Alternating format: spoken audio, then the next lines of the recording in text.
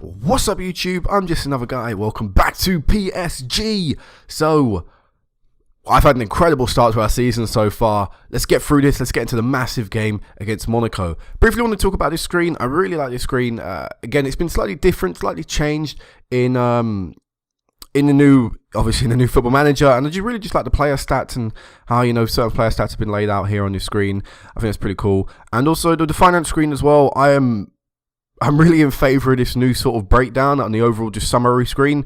I really do like that. I like the fact that you can actually see where you're leaking money and where money is actually going, or where money is coming in from. So as a small club, as a small struggling club, this is going to be really, really important. So yeah, I really do like the finance screen. I really do like what they've done here and the improvements for this screen. But anyway, let's go into the fixtures. So first of all, I want to talk about our Champions League group. So we were drawn in Group A. So very first team out of the pot, which wasn't great for me because I like the fact if you're a little bit later in the group stage draw, teams have already been circulated out by that time. You get less chance, obviously, getting a more difficult team. Or that's how it would work anyway. And obviously in the Champions League this season, for those of you maybe don't remember or maybe don't even know, the way the group stage is now done is every team. So the team that how is it done again? I think it's the team that won the league. So every team that has won the league gets to be a first seeded team. So Chelsea this year in the Champions League were a top seeded team. Therefore, no other English team could be a top seeded team. So what that does mean is it gives maybe the smaller nations, maybe the likes of like Holland and stuff, makes certain countries like that have a top seeded team. I think likes of Denmark and I can't remember who the other top seeded team were. In fact, it should still be in seeded order. So let's just go on all groups quickly. Yes, it is in seeded order. That's good that they've done that. So, the likes of, actually, is it still in seeded order? I don't actually think it is. But what it does is it gives, maybe smaller nations more of a chance, or, maybe smaller nations that don't exactly have high seeds, high seeded, isn't it? High seeded values, high coefficient points. That's it. Those who don't have high points are still able to be a top seeded team. But it does also mean for teams like me and for other top seeded teams, we have that chance of getting a very difficult team from our second and maybe even third pot. And so our second pot team was Manchester City. So yeah, we are going to be playing Man City. The squad they've got in this game is incredible. The squad they've got in real life is incredible. They're currently top of the Premier League as well. 4 wins out of 4. It's going to be a challenge. It can be a task, but I'm looking forward to that. Obviously, it'll be our first proper European test against Manchester City. And really, they're our only difficult team that we've been given in the Champions League. No offense to PSV, no offense to Midtjylland, but they're not exactly going to present us too many problems. PSV away from home could still cause us problems. Don't get me wrong, they still could beat us or get a result against us. But the only team I really see us losing against potentially in this stage of the competition is Manchester City. So those will be the games I'll be live comming probably in the Champions League. Might even do a double live com for the City games. I think they're our third and fourth games, so it makes sense to do a little double live com there. But yeah, overall I'm pretty happy with this Champions League draw, and we are definitely going to be getting through in my opinion. Anyway, moving on to the schedule, let's have a little talk about what we've done so far. So after I left you off against Lyon, we played Lille. Overall, it was just a very, very simple win. There was nothing really to talk about. I guess one really major thing I want to talk about is the danger Lavezzi caused throughout this whole entire game. As you can see, we scored very early on and very quickly into the match. The second minute and the 6th minute, we were already 2-0 up. Lille did get one goal back in the 34th minute, and it was just a set piece from that Lille scored from. Our goals were actually a set piece from Marquinhos, and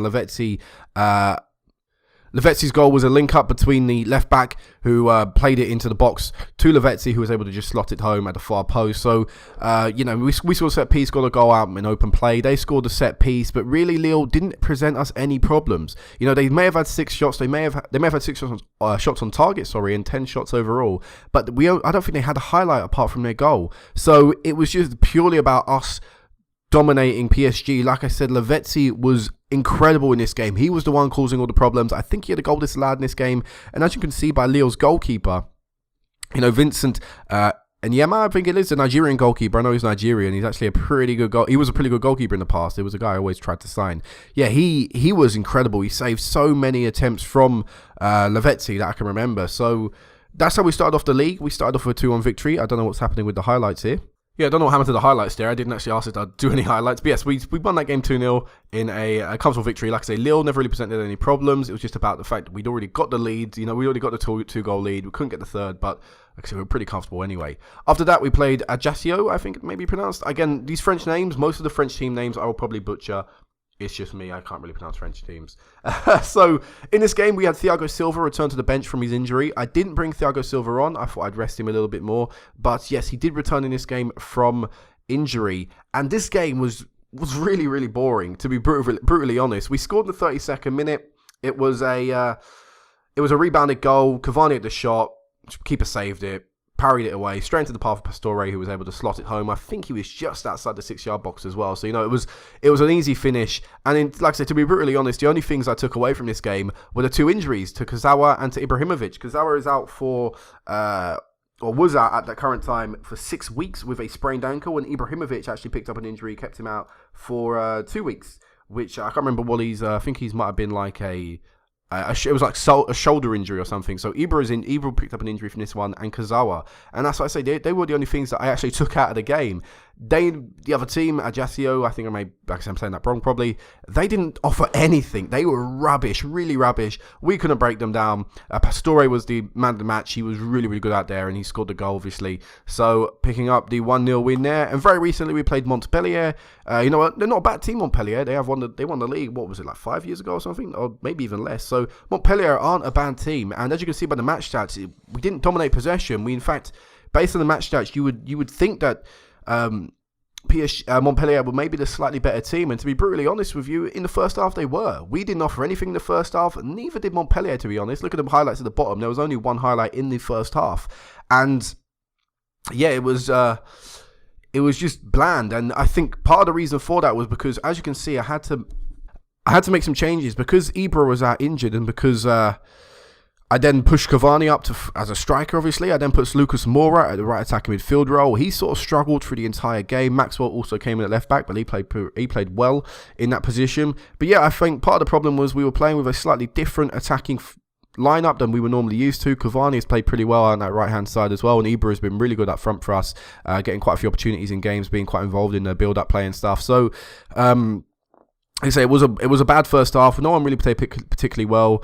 In the second half, we got a reply that I wanted. We scored within 50 seconds of kickoff. Javier Pastore scored, and he was a standout performer for us going forward. Gregory Van der Wiel actually crossed the ball into him for the goal. Van der Wiel has been really good at right back. He's probably been the best player of the season so far for us. He's just been a force down that right-hand side with the ball at his feet. And also, Thiago Silva scored a penalty in the 80th minute, and Thiago Silva returning to this game. I decided to start him in this game because we have the big game against Monaco coming up right now, and yeah, Thiago Silva was a massive obstacle that Montpellier just couldn't overcome. Like I say, as you can see, 4 shots on target, 12 shots overall, but Thiago Silva's rating was constantly a 7+ from like the 20th minute onwards, and the penalty just sort of wrapped up or just capped off a brilliant performance from him defensively, and it was nice to see him get on the score sheet as well. So it's been a great start to league for us. We are currently sitting second in Ligue 1, currently behind Saint Etienne, who have played a game more than us. So if we win our game today, we can go equal on points with them. I don't think we're going to be able to score the 4 goals we need to actually top them in the table. But as long as we can get I'm probably looking for a draw here today. I'd be quite happy because it is away from home to Monaco. So let's go into the game. Let's talk about our starting lineup. So we still do have a few people injured, obviously. And I believe, yeah, guys, you can see we still got people injured. Javier Pastore picked up an injury. I think he picked up an injury in the previous match, did he? Yes, he did. He pulled a hamstring, which out for 3 weeks. He was able to finish the match, Pastore. It would have been able to finish the match. Decided to sub him off, but he still was out for 3 weeks. So he misses this game along with Kurzawa, and also Ibrahimovic actually failed a fitness test before this game. However, I really want him to be on the bench because I feel our options will be very limited if he's not on the bench. And plus, Odsone is ineligible for this game because he's currently taking part in a Ivory Coast under-21 match, so he's currently unavailable. So it does mean our starting lineup for today is Sirigu in goal, Van der Wiel, Silva, Luiz and Maxwell making up our defence, Motta Verratti as our midfielders, Moura, Di Maria and Lavezzi as our attacking midfielders, and Cavani up front. Di Maria is moving into the centre in place of the injured Pastore. Lucas Moura keeps his place out on the right because of that injury to the likes of Ibra and Pastore. Otherwise, probably Di Maria would have gone out on the right, and I'd have shoved Cavani would have gone out on the right, and I would have put, or Cavani, I don't know, I probably would have done something different anyway. And Cavani is up front, playing as a complete forward attack support. That normally would be a full side, obviously, with Ibra, but Cavani is not someone to suit that role particularly. Lavezzi is an inside forward and Mora is a winger. Again, these are not the roles that I would normally play, but because of the people in them positions, I'm going to try and adapt it to them. We're still going to go out there control. We are still going to go out there with our same instructions. We're going to look to try and take the game to Monaco. I'm not going to go to their place and look to sit back and absorb and get the draw. Like I said, I would take a draw, but ideally we'll want to look for the win. So as you can see, this is another new feature to the game. So typically, before you press continue now, it will tell you that players are lacking in match sharpness. However, don't pay too much attention to this because Lavezzi barely featured in any of my pre-season games, and his match fitness was around 50-60% when I started playing him in the first game and the second game of the league season.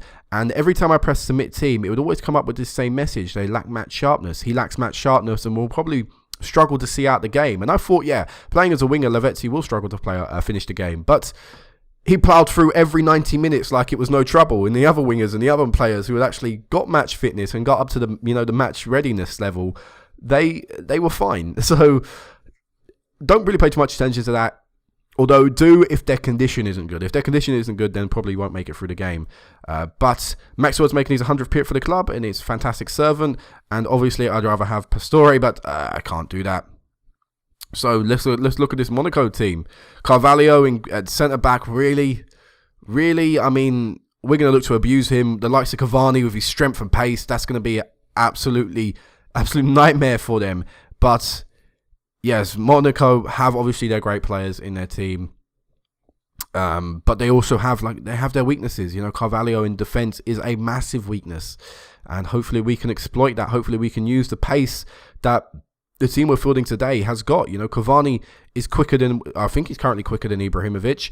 Lavezzi, Di Maria, Mora, they're all very quick players. Even Verratti has got his pace. So, yeah, hopefully we can cause trouble down the middle, down that centre, look to attack maybe down that left centre-back role where Cavani is, which will mean for us that Lucas Moura gets heavily involved. And in fact, here is Lucas Moura straight away, and his shot was terrible. It was never going on target, but a very quick start from us straight away, showing our intent, showing what we want to do from this game, and we're going to go and we're looking for the win. So free kick coming in. We did obviously concede a free kick against Montpellier, but I don't know why, but Lavezzi was marking as Lucas Moura gets involved in this play yet again, linking up with Lavezzi and a save from Monaco's keeper. But yes, we did concede a set piece in against, it was Montpellier, wasn't it? I think. No, not Montpellier. Lille. We conceded got a free kick against Lille. For some reason, I had Lavezzi marking a guy. I don't know why. It was a defensive free kick as Lucas Moura again with the ball at his feet. This time he is tackled. Why 3 players gone for the ball there, I don't know. And yes, and then Cavani was another player marking for some reason. So right deep in our box, I had Lavezzi and Cavani marking a pretty tall player, which doesn't really... I mean, Cavani's tall, but even defensively, he shouldn't be marking a main man. So, a little annoying to see that free kick go in. Hopefully, that won't happen again. I do sort of need to create a set piece. I want to try the new corner taker. Maybe in the next episode, I'll explore the corner creation with you guys able to see me get confused and baffled. So, 22 minutes in, let's have a little look at the match stats. Let's see what is going on in the game. Better team. Clearly by the highlights we've seen, we have been the slightly better team in this game. Pass percentage is pretty good. Tackling is pretty good. Our headers won is only at 50%, and that's probably one of the reasons we're currently not doing better when we're going forward. Maybe our crosses aren't able to find, Cavani. Let's face it, Ibra is a big man with a lot of strength, but here is a counter-attack, and Monaco have only got 1 player back for some reason. Lavezzi decides to continue going, and he kicks the ball over. He should have looked to beat down goal. He should have looked to sweaty that, and just played it in the centre for one of the 2 PSG players waiting for him. But, yeah, wow, we should be 1-0 up there. That sort of counter-attack, 3-on-1 is... If you don't score from that, someone's messed up, and Lavezzi did mess up there. He should have laid that off. So, we're going in at half-time, 0-0. And also something I want to mention, I briefly forgot it, but it just clicked in now. So, in the build-up to this game, obviously I have a press conference, and I did the press conference, and one of the questions was, how do you rate the French team's chances of winning the Champions League? Which is quite cool, because obviously that's the aim of this series, for a French team to win the Champions League. Ideally, it'll be me, obviously. But yeah, we spoke about Monaco, us, and Lyon, and how I thought we'd do in the competition. And I said, yeah, we've got a chance of winning in Europe. Don't get me wrong. I think the exact word for word thing was we've got a chance, but there are plenty of tough teams in this competitions. But we do have the probability of winning or something like that, or the possibility of winning, as we're trying to go on the attack again. This time an interception preventing us. But yeah, I thought, like I said, it was just a cool little thing, the cool little question. And some of the new questions, or some of the newer questions they've added into this game and the press conferences are an improvement to the ones they've had before. For example, they labelled me a defensive coach, and I don't know why they did that, but I was like, at least they give people labels now. I guess based on the tactic you've played in the past, you get a sort of perceived, as David Luiz with a corner, can't connect with his header. But yeah, you get a sort of like perceived reputation, a bit like, Sam Allardyce is perceived as a boring sort of Route 1 football kind of guy, and Pulis is seen as like the saviour. He'll no nonsense, he'll sort out the defence, maybe won't play the nicest football, and I quite like the idea that they're trying to incorporate things like that, because that does play a big deal in football, depending on, certain managers don't get roles because of the kind of football they play. So, 55 minutes into the game, we have won the ball in the centre of the midfield, and Lavezzi plays it to Cavani forward. Will he find Lucas Moura, or he's going to go himself? He's still going, and in fact, Cavani has scored, making a mockery of Monaco's two centre-backs. It's Cavani's first goal of the season, and making a mockery of the keeper as well, really just putting that defence to shame. Both centre-backs, in fact, it's probably not both centre-backs, but two Monaco players are on him, and he's just able to continue to dribble, and even the keeper let his team down there. I mean, you could try and argue a defence against him. Maybe the shot power was too much for him. But, I mean, that he should have saved that. So, we're currently winning 1-0. As you can see, Angel Di Maria is currently struggling. He's not a natural centre attacking midfielder. We don't really have an option for that on the bench, apart from youngster Jean-Kevin Augustin, who I don't particularly want to bring on. What I'll do is I'll keep it for now. We'll keep Angel Di Maria on, but I think I might take Di Maria off and play and put Verratti a little bit forward, and we'll bring on Matuidi, I think it is. We'll bring him on from the bench. Here's Monaco. Will Monaco get one of their first attacks of the game? They whip the ball in. We win the header, but not completely cleared. Edge of the box. They're passing it around. Yet again, they find the right back. And oh my God, Pasalic's shot. He came on for a Carvalho, I believe, a second ago, Pasalic, and he rocket thunderbolt of a shot. I think caught out Sirigu, surprised him, and in the end he could only parry it away, and it was straight into the path of whoever scored. Who actually scored that goal? Augusto. So, yeah, that's I think it's time to make that substitution. So, do I? You know what I'm going to do? I'm going to change it up. We're going to go with Angel Di Maria out on the wing. And what sort of position would you like to play? You have no real preference. We're going to go slightly more attacking with you then. We're going to put Lavezzi in the centre, go a little bit more attacking, and just see how that shapes up. See what that does to the team. If we can get a better performance out of Angel Di Maria without having to completely sub him off. We've still got that time. Ibrahimovic is on the bench. He's still going to be a player that I might bring on if it's still at 1-1 as we approach the end of this game. Here we are with the ball. Cavani plays it to Angel Di Maria, and that change in position has worked out perfectly. 2-1 now. We are beating Monaco. 73 minutes into the game. I can start thinking about some substitutions, but a little bit more defensively now. Cavani with a nice assist as well. Goal and assist for him. Angel Di Maria, like I say, working exactly how he wanted it. And also Lavezzi was the player who passed it to Cavani. So them three players linking up, able to find the back of the net. So yeah, let's start thinking about the defensive changes. So we'll take off Motta. We will bring on Matuidi. We will take off Lucas Moura as well. We will put... Yeah, we'll take off Lucas Moura. We'll put on Ibrahimovic up front. Play him as a false 9, which is what I like, and we'll play Cavani as a oh god, I was told to do that. Rudamalta, I think I said it right a second ago, in the first episode. Whatever, we'll play him on, bring him on in that role, drop Cavani back, bring Ibra on. So as Monaco are pushing further forward for the winner, they'll still have to watch out for our attacking talent on the field of play. Let's make one more substitution because David Luiz is looking tired on a yellow, which means he might be more prone to make the mistake. So we'll take David Luiz off, even though he's our best defender out on the field so far. But this game could end perfectly. We could continue our 100% streak. We've got to survive 5 more seconds. Angel Di Maria plays it to Ibra. And there we go. We have beaten Monaco at their own ground, 2-1. What an important victory this could be come the end of the season. And what a performance from the lads, especially Cavani. Really did step up today, having to, play in that striker role, which is his more natural role, obviously. But having to step up and replace Ibra is a hell of a task. And he was able to do it. So, I'll do that off camera, but it does mean we currently sit second in the table. As I predicted, we wouldn't get enough goals to top it, but we are currently still one of the only teams one of the only 2 teams with a 100% record, and one of the only 4 teams in the league undefeated still. Where are Monaco actually? Look at that, they're down in 14th. Really, I'm quite surprised that I wonder if what transfers they did actually, partake in transfer history. He only signed one guy, Augusto, and he was actually the guy that scored against us. I'm surprised he didn't look to get a centre back with Carvalho playing for them back there. But anyway, next time I'll meet you back will be the PSV game, our live comedy first Champions League game for us this season. And because of the lack of games, like I said, I think I'll dive in, or I'll have a little look and adventure into the corner creation and how that new corner creation looks in the game. So until next time, guys, peace out.